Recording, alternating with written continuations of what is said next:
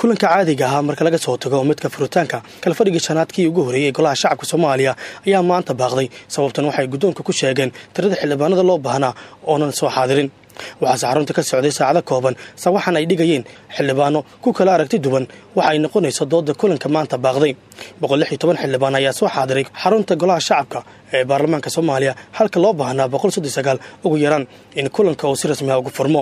gudoomiyaha golaha shacabka ee baarlamaanka Soomaaliya Maxamed Murtal Sheekh Cabdiraxmaan ayaa ku dhawaaqay baaqashada kulanka xildhibaanadu waa inay soo xaadiraan 9ka gudoomiyaha uu soo fariistay 10ka halkan waxaan soo fariistay 10kii arsaaq wuxuu qorayaa saacaddeedii ayuu ku daro hal saacaddeedii ayuu ku daray saacada hadda waxay tilmaamaysaa 10kii iyo 4 daqiiqo tilmaamay tirada hadda joogto 116 kooram ma dhama waxaan idin sheegaynaa markaa maalintii ugu horeysay oo la rabo fadhiga inuu furmo kal fadhigii shanaad fadhigiisii koowaad kooram haddaan weynay waxay la tahay arrin ceebteeda baarlamaanka ay ku soo noqonayso golaha shacabka ay ku soo noqonayaan waxaan sheegaynaa fadhigan fadhiga xiga waa isniinta kooram dhameystiran ayaan rajaynaynaa kulanka annagana maanta ma furmine waa tagna khayr idin rajaynaa gudoonka markii uu holka shirarka ka baxay ka hor inta uusan soo galin waxaa socday doodo hoose oo xildhibaanadu ka lahaayeen in amniga laga doodo iyo in sida ajandaha ahaa laga doodo dib u eegista dastuurka xildhibaanada amniga in laga dooda rabay ayaa ku andacoonayay inay jirto xaalad amni oo aad u liidata ayna tahay in laga hadlo halka xildhibaanada kale ay lahaayeen ajandaha in looga dambeeyo gudoonka iyo guddiga joogtada qaar ka mid ah xildhibaanada ayaa xarunta ka soo muuqday iyagoo wata waraaqo ay ku qoran yihiin golaha shacabka waa wakiiladii iyo codkii shacabka la xasuuqayay ma ahan golo shacab waxaana ka mid ahaa Daahir Amiin Jeyso iyo waliba xildhibaan Cabdixakiim Macalin Axmed oo warbaahinta la hadlay waxaan ballan ku qaadaynaa haddii fadhiga ku xigo golaha wasiiradu ay imaan waayaan fadhiga oo waliba ay number 1 ka imaan waayaan wallaahi baan ku dhaartay anaa hor kacaaya mooshinaan ka keenaynaa gidigoodna waaridaynaa ra'iisul wasaarahana ogaada salaam calaykum baarlamaanka inuu ahaado waxa ugu muhiimsan ee laga doodi karaa inay ahaato arrimaha amniga dalka waxa ka jira oo aan ognahay maalin walba dhiigga dadka Soomaaliyeed inuu daadanayo maalin walba qaraxyada ka dhacaya magaalada Muqdisho iyo duruufta ka jirta xaaladda ay adag tahay inagu inaan baarlamaanka soo gaarno ciidamo wadano gaadiid wadana ayaa dadka Soomaaliyeed shacabka Soomaaliyeed ku dhaxnool yihiin ajandaha in dastuur laga soo dhigaa tii qalad aad u ballaaran bay ahayd haddii laga dhigayo hal ajanda ka badan ayuu baarlamaanku ka doodi karaa soo ayna ku soo darin amniga xildhibaano ayaa gudbiyay in ajandaha maanta lagu daro amniga markay cadaatay in baarlamaanku haddii cod la geliyana uu codeynayo waxaan qodobka ayna laga hadli karin ayaa baarlamaankii fadhigiisii maanta la xiray waa arrin aad u foolxun waa arrin aan dadka Soomaaliyeed shacabka Soomaaliyeed midna filan karin waa arrin aan qaadan karin annaga dadkaan matalna halkan dadkaan u fadhina dhiigooda kuma dhex jirayno qodobo xukuumadana waa inay mas'uuliyadeeda qaadataa ma ogol in la ila xisaabtamo baarlamaanku ma shaqayn karo xukuumadii ayaa qabiyeynaysa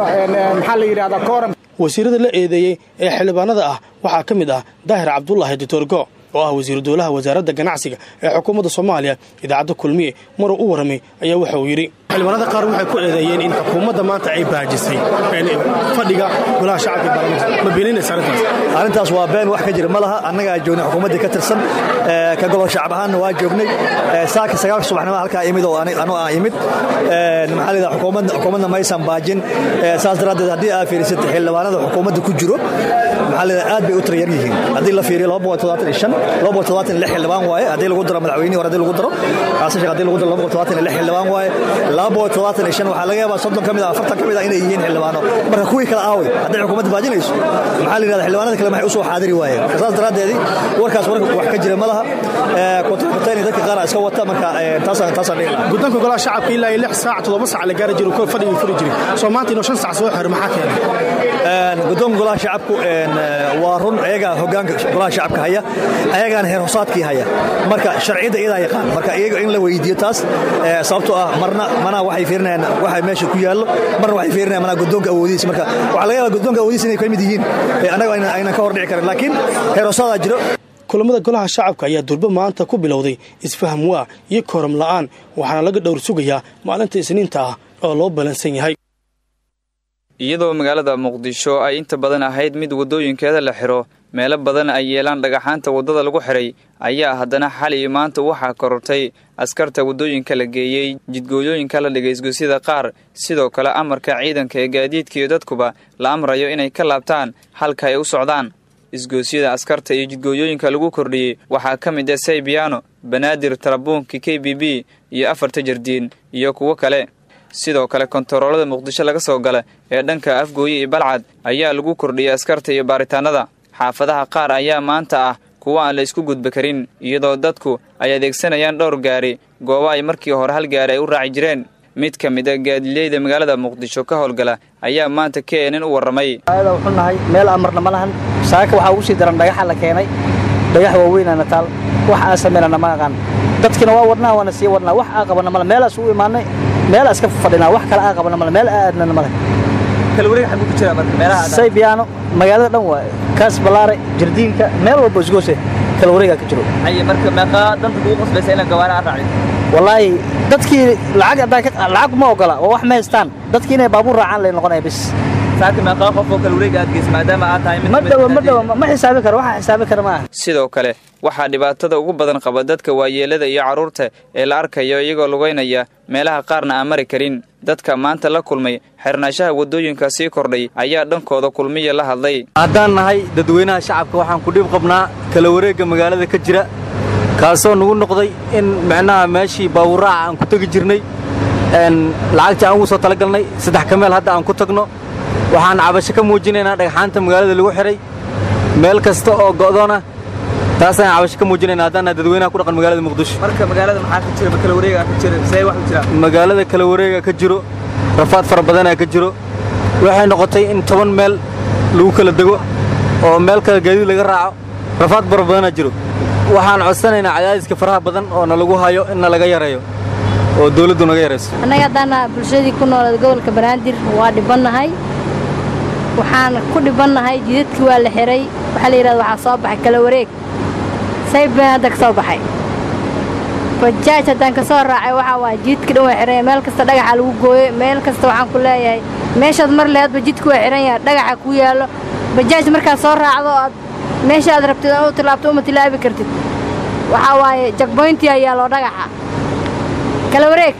cabsida dhanka amni ee magaalada Muqdisho ayaa u muuqata mid korortay iyadoo toddobaadkii la soo dhaafay muddo ku siman 10 maalmood ay ka dhaceen in ka badan 10 qarax iyo dil toogasho ah. ciidanka waxay sheeganayaan inay booliis yihiin sida markii dambe booliisniga cadaato sababay soo dareeyay laakiin waxa ay rabeen u socdeen kadibna waa sax laakiin waxa ay rabeen oo u socdeen ma cadana sababtoo ah canshuuran rabnaa canshuur ka hadlay canshuuran rabnaa waxaan ku yeeray marka haddii canshuuri wax rabtaan xafiiska tagno kaale soo fariisan waan gartay halkaa markay marayso uu diiday taliyihii waxaan canshuuraha ninka la yiraahdo fariise abeena aan wahay oo la hadlay uu taliyahan la hadlaa xabadda bilaabeen meeqa bay ahaayeen askarta tiradoodu ku dhawaad 10 ahaayeen yaa hor socday mas'uul u ahaa nin sheeganaya inuu la baxay degla booliisiga dalxadood ma jirta hadda ka hor in markay idin yimaadeen ama ballan aad lahaydeen oo ma maqal ma arag wax koodana ma rasaasta marka sidee ku bilaabatay maanta aan baa wada hadalnay aan bahayo taliyahan wacaya ma qaan taliyahan uu ka xararay xabadda ay bilaabeen automatic amaanka furtooyay meesha hal qabto kadib maxaa dhacay farmeeshi ciidamadii staff oo xirda nagu dhagan joogay ciidanka maxkamada naga soo gaaray ayaga ninka booliiska qabto oo ku ka dhigay meeqa la qabta markii ka mid ah ani hadday waxay hayeen lixan indhay hayeen oo nagu weydiiyay iyadoo lagu hay barkaar rasaasta ay fureen marka yaa wax ku noqday ma naf wax ku noqotay ma jirto laakiin waxa wax ku noqday qalabkii wax gaaray